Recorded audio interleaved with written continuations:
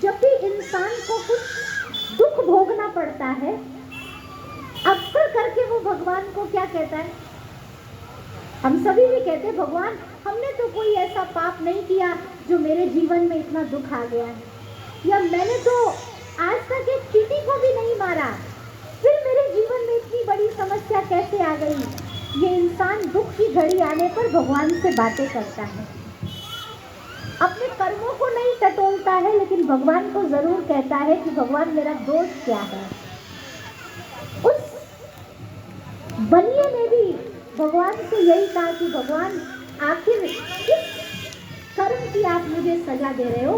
मैंने तो जीवन में कोई पाप नहीं किया है। इधर क्योंकि कलावती प्रसाद लेकर आती है और प्रसाद को दोनों माँ बेटी ग्रहण करती है। इस प्रसाद को ग्रहण करने के बाद उसी रात को जिस राजा के गिरफ्त में कलावती का पति और पिता दोनों हैं, राजा को स्वप्न आता है। राजा को क्या स्वप्न आता है कि जो दो लोग तुम्हारे गिरफ्त में हैं वो निर्दोष हैं, उसको छोड़ दो। क्या स्वप्न आया राजा को? कि जिन दो लोगों को तुमने अपने गिरफ्त में रखा हुआ है, तुम्हारे सिपाही लेकर आए हैं और उनको जेल में डाला है, वो दोनों निर्दोष हैं, इसलिए उनको क्या किया जाए? छोड़ दिया जाए। अब राजा को तो पहले ही स्वप्न आ गया छोड़ दिया जाए, इसलिए राजा ने कोई ऐसी सभा नहीं बिठाई जहां उनसे तर्क वितर्क किया जाए कि उनके पास सामान कौन सा था, वो चोरी का सामान कैसे आया और कौन वो चोर थे जो सामान रख के चले गए। राजा ने कोई पूछताछ नहीं की, सीधा बोल दे दिया कि आप निर्दोष है, इसलिए हम आपको रिहा करते हैं। और दोनों को राजा ने जैसे ही स्वतंत्र किया, वैसे वो दोनों अपना सारा सामान जो उन्होंने खजाना इकट्ठा किया था सब कुछ ले करके कहाँ पहुँचते हैं? कहाँ पहुँचते हैं? नदी के किनारे नैया पर सवार होना है, खजाना लेकर अपने देश वापस लौटना है। और तभी कहते हैं एक साधारण ब्राह्मण पहुंचते हैं और जैसे ही ब्राह्मण पहुंचते हैं उस बनिए से पूछते हैं कि तुम्हारे खजाने में क्या है, तुम्हारी झोली में क्या है, तुम्हारी पोटली में क्या है? तो वो बनिया क्या कहता है?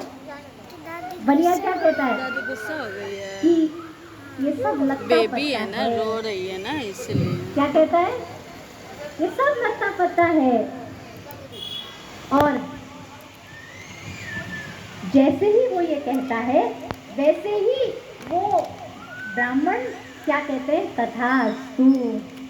और जो खजाना था वो सब क्या हो जाता है? सब क्या हो जाता है? सब लगता पत्ता हो जाता। और जब नाव एकदम हल्की होती है तो बनिया सोचता है कि मेरे पास तो काफी माल था, पर ये पोटली इतनी हल्की कैसे हो गई? तो जैसे ही उस पोटली को खोलता है क्या देखता है?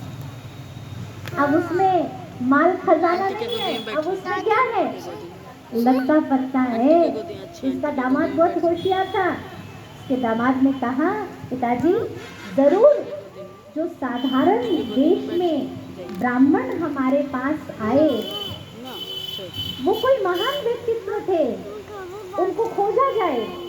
इस संसार की भीड़ में गुम होने से पहले उस व्यक्ति को खोजा जाए और उनसे क्षमा मांगा जाए, ताकि हम आज इतना कमाया हुआ धन जो खो बैठे हैं उनसे क्षमा मांगकर पुनः उनसे आशीर्वाद लिया जाए।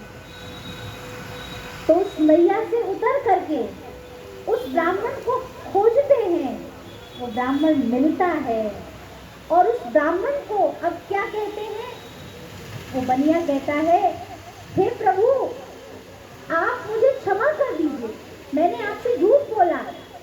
मेरे खजाने में लत्ता पत्ता नहीं था, मेरे खजाने में क्या था? सोना चांदी हीरा मोती था।